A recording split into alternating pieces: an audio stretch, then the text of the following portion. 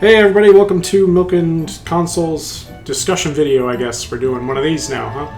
Of Pokemon Sun and Moon trailer that just came out June 2nd. We're just putting together a little video on our thoughts of what we saw. This is our host, Chris. Yeah, I'm Chris. We're going to make a video with only our voices. Yeah, I'm Chris. I'm Justin. I'm Sterlacci. So, you may know us from the popular Let's Play series of Paper Mario. You might know Ray, but Ray's not here. So... Yeah, Ray's not going to be here today, but it's just going to be us. So yeah, let's start with just quick, because we didn't do a discussion video on the first video with starters. What's your favorite starter? Rowlet. No question. I can't really decide. Can't decide? No, Pick not one. at all. Because it's Commit. you You have to pick a team. What are you leaning towards? Litten? I honestly don't know Team because Papio's growing on me. Litten's a cat, and I love cats. And then Rowlet's the only good one. So Rowlet is. I am also Team Rowlet. I don't have anything against Papio, but like, I don't know. He just doesn't do it for me this time. He's too much of a dog. He looks like a dog? He has too many dog characteristics for me. Have you ever seen someone redrew him as Goofy? It's pretty funny. Oh yeah, and then they drew Rowlet as Donald. Oh, okay, And then Lion Sora from Kingdom Hearts 2. Oh, nice. Okay. All right, so let's get started with this trailer hack, which was it started with Solgaleo and Lunala being the two box legendary official names, which we had rumors about in trademark filings in the past, but now it's officially official. Solgaleo is a psychic steel type, and notably, it's not a fire type. Yeah, it's odd. It's everyone was like, "What? He's weak to fire? But he's the sun legend." I don't know. I kind of like it. I'm kind of like I'm wondering if maybe they'll give him some sort of like hidden ability or something maybe in the future, because I don't know his ability right now. I guess they detailed that. They might Mega. Yeah, that too. No one's discussed that. Like, yeah, we got Mega Rayquaza. Yeah, they might Mega. That's a good point. I didn't think of that. Right now, his ability is what is it? It's Full Metal Body. Yeah, so his stats can't be changed. Yeah, Full Metal Jacket, which is basically Clear Body, even though they say it's a completely new and unique ability. I mean, there might be some different point to it. Yeah. What if it turns? Well, I guess no. Never mind. Yeah, well, I mean, does Clear Body ignore Intimidate and stuff too? Yeah. Okay, then I don't know the difference. Yeah, I don't know. At least as far as I know, it does. And then he has a unique signature move called Sunsteel Strike, which is an attack that kind of charges at him like a meteor, and then it does a lot of damage and disregards the target's ability. So it's basically like Mold Breaker, but a move exclusive with that ability. Maybe that's gonna have something fire in it, where it also deals fire damage or something, or the higher between. That wouldn't surprise. That wouldn't surprise me. That'd be because Holucha has a flying press, which is a flying move. So what if this is like a steel fire move or something? Yeah, maybe. They just throw it in anyway, because he is the sun. Real quick, what do we think about the design of Solgaleo? Is he look cool enough for you? He looks like a Digimon to me. They all look like Digimon to me. I think. Are they both rather? I find that his design is what I wanted out of the other line that we have. What was it? The one with the one from Gen 5. Yeah, no, Gen 6. The one. Gen 6. What are they called? There's a male and a female line. Yeah, one has a ponytail. The other one has a ponytail. I see. That's the thing is I can't even remember. Yeah, it was but Gen 6. Solgaleo is what I wanted them to evolve into to look like. But he definitely looks legendary, so that's nice. Yeah, definitely. And then we have, Litleo? Yes. Litleo is the that Gen line, 6 line. yeah. So the I don't know. I like his design. I think he's pretty cool. I'm all about the moon one though. It's a yeah, ghost type. Lunala. That we'll talk. That's a good transition there. Lunala is psychic ghost, which is 4 times weak to dark. I just want to point out. Oh, yeah. So it's like the nighttime Pokemon. What if they're just so tired of the legendaries being uber strong, and they're like, what if they were just so weak you could one-shot them? What if they were the worst legendaries to exist? But that is weird. I didn't realize that. It was like, yeah, the metal guy's weak to fire, but the other guy's weak to dark, that's super weird. They're both weak to what they're representing. Yeah, but Oh, And I then- mean, the moon reflects sunlight, so it's, I guess. you know, we always kind of forget that a full moon is brightest because it's just shooting the sun at us, but worse at it. Yeah. And real quick, it got its ability is Shadow Shield, which is basically just multi-scale. But again, they just say it's a unique ability in How multi-scale. multi-scale work? So basically, the way it works is if you have full HP, when you get hit by an attack, it does less damage. That's the bat's ability. Yes. How's multi-scale work then? Same way. But it's not when you're at full HP though, Yes. is it? It is? Yes. Only when you're at full HP. Oh, that's weird. Yeah. They're running out of abilities. Well, this isn't the first ability they've reused and called it something else either. But, I mean, it's still a good ability in my opinion. I mean, Dragonite with multi-scale is pretty intimidating, especially when it has some sort of recovery move. Mm-hmm. So, and then its signature move is Moongeist Beam. And, again, it ignores the target's ability and just does a lot of damage. So. It sounds like a move an evil Sailor Moon would use. Yeah! And so, one last thing I just kind of want to talk about with the starters is their names and like what they kind of represent, which is kind of cool. When I first looked at Solgaleo, I really liked the name of Solgaleo because obviously you got Sol, which is the base for sun in Latin, and then Leo for lion, of course, Latin. But then it also kind of incorporates Galileo. Oh, okay. I didn't think of that. Well, yeah, he's for people who don't know, he's an Italian astronomer who basically kind of proved that the Earth rotates around the sun. Well, he suggested the Earth rotates around the sun, and then the Right, Catholic yes, it Church was a suggested that he go light himself on fire. Basically. Stealing jokes from Tumblr. Yeah. But, so I think that's kind of interesting how they're kind of astral... No, was that Copernicus? No, Copernicus wasn't he, The Earth is round. the Earth is round? I Maybe. think.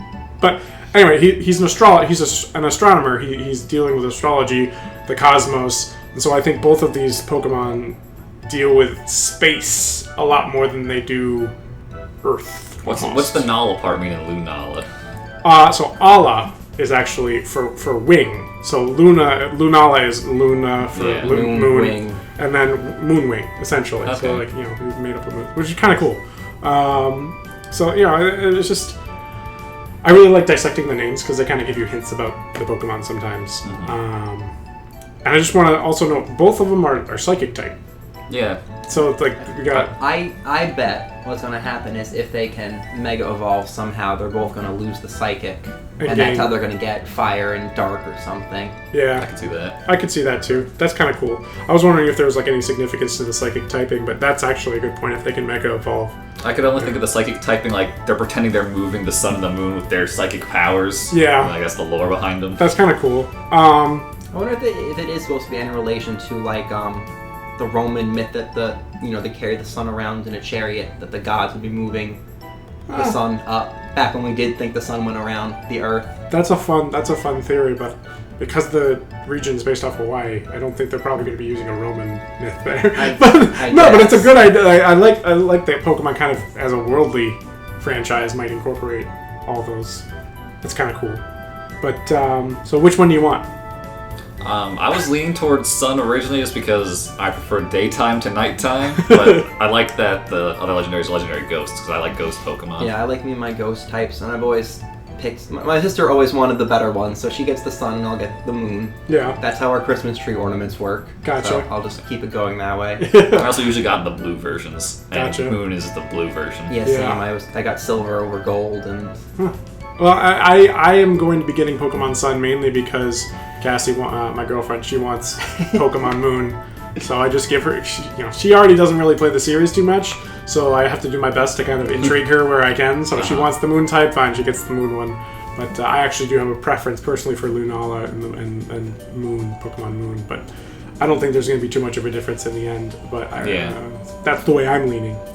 But one other thing that this video showed off was a bunch of the characters and their names and a little bit about their personalities. And so they started with Professor Kukui, I want to say. Professor Tree Kukui, sure. Trust the master language, he'll tell us how to say it. barely. How do you say it? Kukui. Kukui, yeah. It's the official, the Kukui tree, I believe, is the official tree of Hawaii. Oh yeah, he was named after a tree because all the professors are trees. Exactly. Yep. So, well, not all of them. Apparently, there's side story ones that aren't named after trees. Oh, well, they don't count. They don't count because they're side not story. But yeah, he's the Alola region's Pokemon professor. He lives near your home, and the thing that he's into is Pokemon moves. Okay. So he researches weird. Pokemon moves, and they say that according to Pokemon.com, it says he sometimes has taken direct hits from Pokemon Pikachu, hit me with your Thunderbolt. I don't even know what it feels like. when there was something to be learned from it. So that's, I can imagine in the anime, and maybe even in the game, that's going to create some comical moments there. Yeah. It didn't even occur to me that they're going to have a new anime for this now. Probably, yeah. As in just... It's going to go... They've never stopped. Every gen. Exactly. But- I didn't think about it at all. I think that's kind of interesting, relating it back to Pokemon moves, because with the whole Solgaleo and Lunala special signature moves being that they ignore the ability, and that is kind of like the ability mold breaker. I wonder if we're going to see a lot of focus on Pokemon moves like with tweaks. Now, now I'm just imagining having Mewtwo and Mew shot those lasers at each other and turned Ash to stone. He's just gonna run between these two legendaries and get hit by him. I need to feel this. I can see it happening. Yeah, so I was Give thinking me like another chance. yeah, I was thinking about the implication of them researching Pokemon moves, because like last generation was Mega Stones, Gen 2 was like where do Pokemon come from, breeding. There was a couple about evolution in general. So this time they're focusing on researching moves. Okay, so that means they're going to be playing around with moves a lot as a mechanic, and like maybe doing something unique and special there. I don't know, do you guys think we're going to be seeing more moves, or do you think we're going to be seeing tweaks on moves that exist already, or a combination or whatever?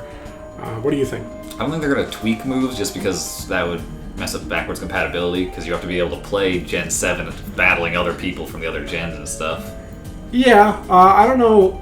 I could see them tweaking moves, because they have tweaked moves in the past. I mean, if they make a new move, it's going to be the same issue anyway. Is that you can't true. use the new move in Gen 6. So if anything, it would probably be easier to...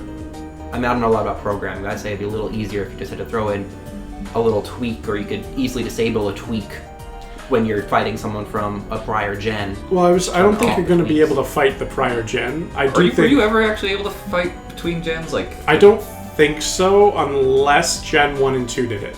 But I don't think you've ever been able to fight between gens. Okay, so but there was one instance where in Gen 3, I believe, in Emerald and Ruby Sapphire, they changed No, it might have been Gen 4. No, Gen 3. They changed Hypnosis's accuracy and reduced it. And so if you were playing with I think it was Emerald. It might have been Platinum and Yeah, it shouldn't have been Gen 3. You're right, it was Gen 4. Yeah, the Game Boy Advance only had Gen 3 and the remake of Gen 1, which is part of Gen 3. You're right, it was Gen 4. It was Gen 4 with Platinum and what was those? Diamond and Pearl. Diamond and Pearl. And if you fought with Diamond and Pearl against a Platinum, the game would essentially override... The Platinum would override the Diamond and Pearl data so that Hypnosis would be less accurate. Okay. But if you were playing just Diamond and Pearl to Diamond and Pearl, it would be whatever the accuracy was prior to that. So they have a history of, cross-gen. They had an issue with that in Gen Not 6 cross-gen. too, where they came up with that one Mega Evolution. Yeah, well, Or, Blaziken, not Blaziken. No, I think it was for that dragon. Rayquaza? No. Huh. I remember it was a fairy type, because I was trying to beat the fairy gym at PAX, and they couldn't use a certain Mega Stone So because I basically- had X and Y instead of Omega Ruby Alpha Ruby Alpha Sapphire. That Mega Stone didn't exist in X and Y. Exactly. Between Omega Ruby and Alpha Sapphire, there was a lot of Megas that didn't exist. So you basically just, when you're fighting between those two, you can't use those Megas. So they could do that if they're backwards fighting against Gen 6. But I don't think they have ever done it between gens before. Okay. So, but in general, I think Pokemon moves will be tweaked some. And I don't think you have to worry about moving them back through Pokemon Bank or anything, because the bank will just say, you can't move this Pokemon with this move to this generation. I feel like it would just revert the move back to normal. It'd be very easy. Oh, if to it was turn the tweaked, tweak yes. off. The same way you mod. So, if they took Tackle and added, paralysis to it or something, then it would just stay Tackle, and the game would just say it's Tackle. I don't think they would There's need no to... space to hold that extra effect, so it just gets rid of it. Right, so... Anyway, moving on. So, the next character they introduced was, I believe, Lily. And so Lily is described as a mysterious girl who is central to the plot of Pokemon Sun and Moon. So she's apparently very important. And she assists Professor Kukui for what they call personal reasons. Mysterious, I know. She doesn't like she doesn't like battling, but she likes reading. So, I saw somebody post something where it had personal reasons. She's just staring at his abs, yelling him for personal reasons. That's another thing to note about Kukui is apparently a lot of people find that he's highly attractive. He's another sycamore. I can't do those eyes though. Those eyes just. So again, Lily's design is super cool looking. Yeah, again with the etymology of their names. Lily, of course, is a flower. Etymology is that? Etymology. Yeah. That's the how you dissect names. What you're Yeah, doing is etymology. Legendaries. Lily is, of course, a flower. And that kind of brought into my mind, there was an interview done with, I believe it was Nintendo Life, back in like January with the with the Pokemon marketing director. Okay.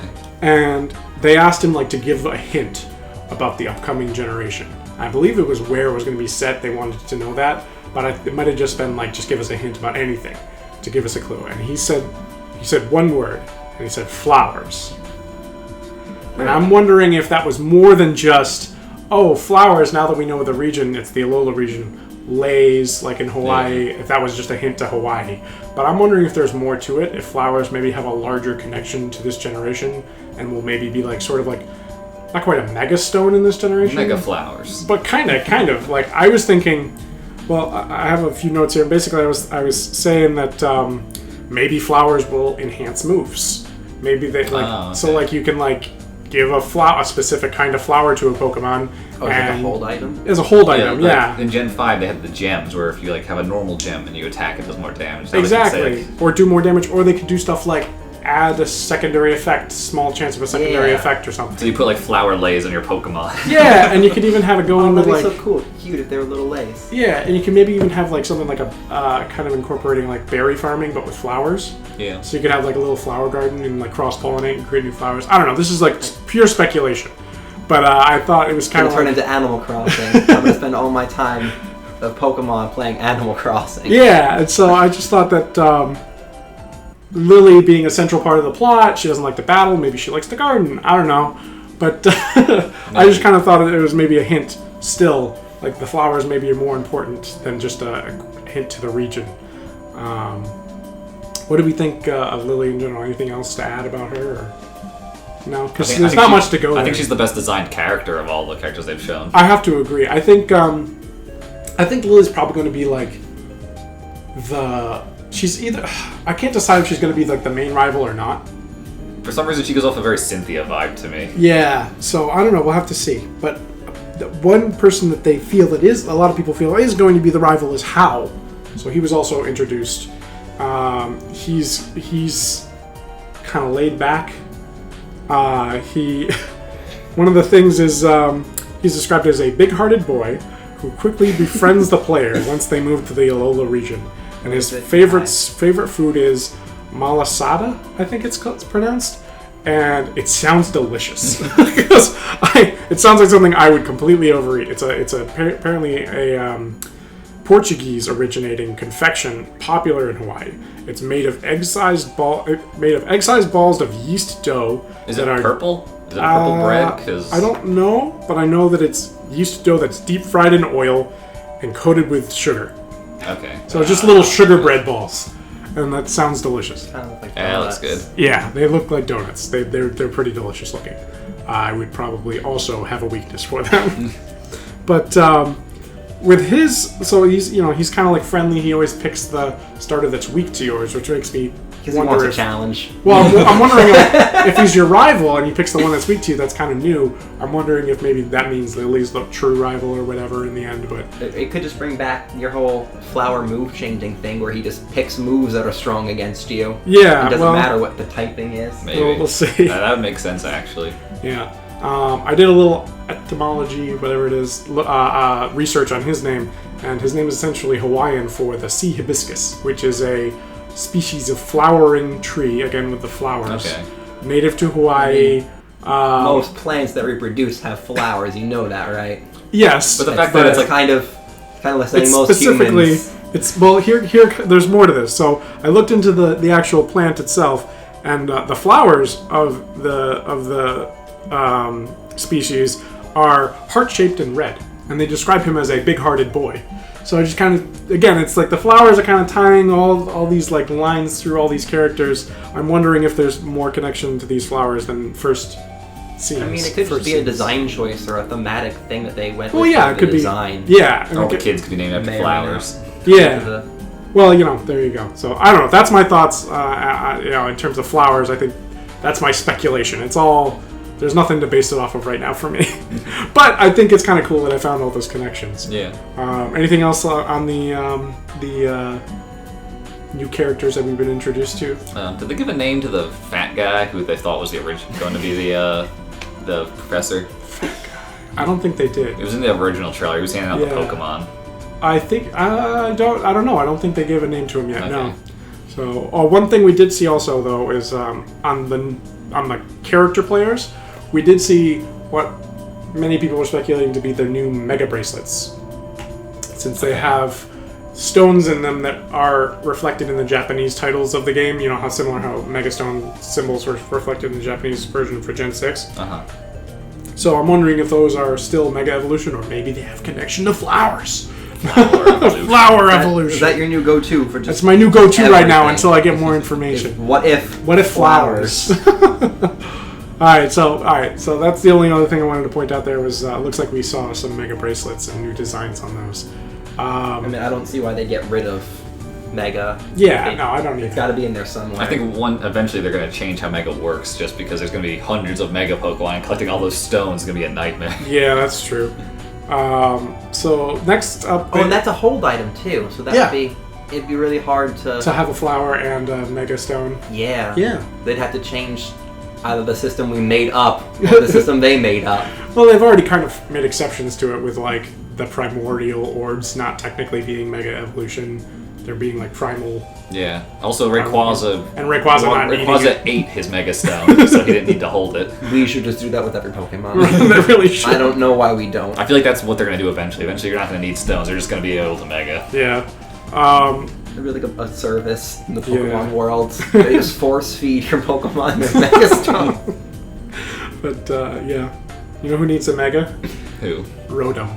No, Rotom seems to be getting the Pokédex treatment in this generation, which is kind of cool. It's amazing and also incredibly stupid, but I love it anyway. I know. I looked at it. I was like, how did I not think of this? Like having Rotom as the Pokédex. Never encountered Rotom. Oh, really? I fell off the Pokemon bandwagon for quite some time. You didn't play Gen 4? Very little of it. Okay. That was my depressing Arizona year. Oh, great. So, but in this case, Rotom, so the idea behind Rotom, in case you're not familiar, is he possesses appliances. Right. So he can be like a washing machine, a lawnmower, an oven, a fan, what else? A fridge. A fridge, yeah. So that's most of them. And now he can be a Pokédex. So, what type is that? I don't think. Well, that's the thing, is I don't know if we're going to be able to battle with him or not. Yeah. I still feel it should exist as a different version of Rotom and have it typing. It should, but it'd be weird if you could send out your Pokédex to fight. I'm not saying you have to be able to do that. I'm just saying it should. Yeah. One thing is apparently these Rotom-Dexes are rare even on Alola. So I don't know if that's rare in the sense of that Pokédexes are apparently rare, but I'm wondering if these Rotom-Dexes are even more rare just give than them to regular kids. Pokédexes. Right? Super rare and expensive. Let's just give them to the local 10-year-olds. Right. I mean, 10-year-olds are the future in their world. So they are. 10, you're out there. They're the future in our world too, Justin. But, so the Rotom Pokédex is an extremely rare device, as they said, and there are only a few trainers that have one, according to Pokemon.com. And your character gets it from Professor Kukui to support you in your travels. And the Rotom lives inside, and it has... they say that it's gonna give it the Pokédex like actual personality. So like I think that's kind of like a throwback to not Gen 1, but in the anime, the first season, where Dex actually had a little bit of a personality and made fun of Ash now and then. Snarky remarks, especially Stupid before trainers. He had Ash to say anything. Right. So so it has its own personality, and it also shows you your current location and other info. So like you get like a live map and you see where you are and where other important points are, and it tells you like, oh yeah, you might probably need to go to the Pokemon gym soon, and it shows you where the gym is. Or might like, need to. Well, that's the thing. It shows you important points, and it also gives you hints as to where to go next. I think the reason they're doing that is it seems like there's a much more dynamic camera on the top screen, so it's more 3D. It's not just a grid. You might get lost. So Pokemon, the new first-person shooter game by Nintendo. But the other thing I was thinking about is, what if there's like a lot more to explore? Mm-hmm. Because if there's a lot more to explore, it's easier to get lost.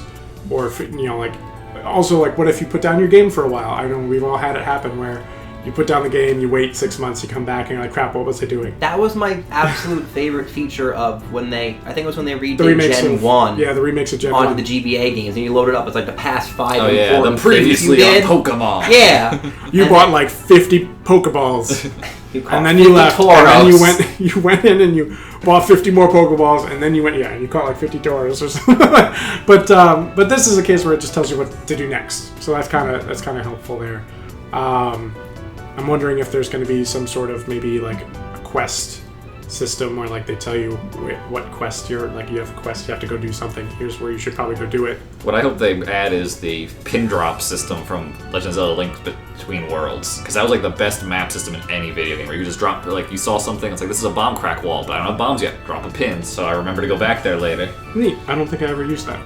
It's the best part of that. I hope design. it has a new feature that blocks calls from people who want to tell you about their top percentage Rattata. So one or two more things about what it does is the Pokemon. The video says it's a, quote, whole new way for people and Pokemon to communicate. So I'm wondering if like... Oh, maybe you can translate or something? Yeah, maybe it'll translate, or maybe like there'll be some more enhancements to Pokemon and Me, and you'll be able to kind of like do Pokemon and Me in the Rotom-Dex. So they don't actually want us to play Pokemon. They just want us to play Pokemon and Me. Now just imagine you're petting your Pokemon. It's like, oh yeah, pet me more. Pet me more right there. Rotom's like translating. He's saying this. Oh baby, oh baby. He said that's enough. You should stop now. Please stop! And one final thing that the Pokedex apparently does now, or there's like some sort of feature with it, is QR codes. Oh yeah. And so you can scan QR codes, and it will flag up information of where the Pokemon is. Like, it'll help you seek them out. So my understanding of it is it doesn't fill in the Pokedex entry for you, but it's like seeing it. So like after you see it, you can look for its location. It's just like seeing it in a battle. Right. Where if you see it in a battle and you don't catch it, you can still see where it is, so you can track it later. So that's kind of cool. Within 24 hours, there's going to be a QR code for every Pokemon on the internet. Yeah, but with the internet, it doesn't even have the QR codes exist or not. You can still just Google it and ask, where is this Pokemon? And it'll just tell you in what text. Yeah. To my understanding, though, there is still a prize you get for seeing every Pokemon. So I wonder if you fill it out that way, do you get the prize? And does that kind of devalue that prize? I don't know. Will they change the prizes?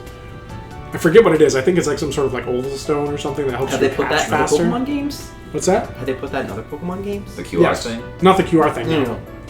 The prize for seeing every Pokemon. Yes. Yeah. I believe they give you some sort of... He's got all the Pokemon. Yeah, I do too. I have a living dex. Oh yeah, I forgot about that. The prize you get, I believe, is an oval charm, which helps you hatch eggs faster. Yeah, I don't know. Or not faster. You get eggs more frequently. Okay, I swore off breeding after Gen 5. Well, you should try again, because Gen 6 is really convenient. I went down deep in that rabbit hole. I'm not going back. It's easy now. No, that's not happening. Okay. And last but not least, they showed off the full map with 4 natural islands, as well as one they say it's man-made island. And I just want to point out that they look gigantic. Yeah. So, again, with the whole map system... Except for the man-made one. That looks that one looks tiny. pretty I like to imagine it's actually that small thing all the way on the left. It's like, yeah, we made that. That's completely handmade. We don't even count that thing in the middle. It's way too tiny. Yeah, I think the thing in the middle is probably the man-made one. Right. And that's probably the Pokemon League, too. Yeah, and I think it's the Pokemon League as well. And it's... With the size of the map and the size of the islands, I'm really excited to kind of explore it. And again, I think it's going to be like useful to see your mini-map and live where you are on the map and not get lost as much, because I think they're really going to maybe try to push like the exploration aspect of Pokemon, being able to like explore jungles or whatever. I don't know. Yeah, what I'm hoping they do is they do let you like just go anywhere and tackle any gym in any order, because in the Pokemon lore, the gym leaders are supposed to have like different tiers of Pokemon. So Really? Brock's not supposed to just suck. He's just, you have no badges, I'm going to use my level 10 Pokemon. Right. I mean, that makes sense, but I had never really considered it. So I'm hoping they do something like that, where if you go fight the Brock guy, if you're fighting in the beginning, he has a level 10 Onix. You fight him after getting 6 badges, he's got a level 60 Onix. So you're hoping for a more like hub world rather than like. I'm just kind of hoping you can do the gyms out of order, so you can. Yeah, so it's like more like not a hub, but like you can go like you said, out of order. That's gonna make like HM progression really tricky, though. Yeah, but if they give you they should just give you Surf in the beginning. I mean, come on. Yeah. You should be able to just go anywhere. Well, and that's the thing. So I guess with the beep beep, it's time for something. No, but with the whole map, there's a great analysis Game Explained does with what they speculate with each section of the map, what it might mean, what might be here or there or everywhere. And I recommend you go check that out because that's pretty cool. Yeah. They go into real deep, like it's amazing how quickly deep they go. But so that's about it. I guess any final thoughts on the new trailer in general, the Pokemon Sun and Moon? Are you guys getting excited? I'm excited for it. I went to Hawaii for vacation once, and it's a fantastic place. You've only gone to Hawaii once? Yeah, but we were there for 2 weeks. I've never been. He's got family there. Oh, that's right. my brother goes all the time because he's a teacher. He gets summer off. Nice. Yeah. I've never been, so I'm excited to go. My parents went without me. Go to So the digital world. Yeah. I totally want to. This will be a nice fake way to go to Hawaii. Excited for that. Cool. Yeah. So that's all we got for today. If you liked what we talked about, feel free to subscribe because we're going to do more of these in the future. If they were received well.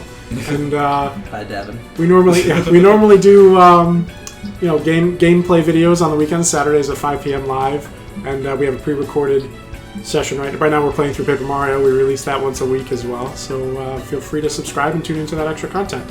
And feel free to follow us on Twitter as well at MilkAndConsoles. And we'll see you next time. Bye, everybody. Bye. Thanks for listening.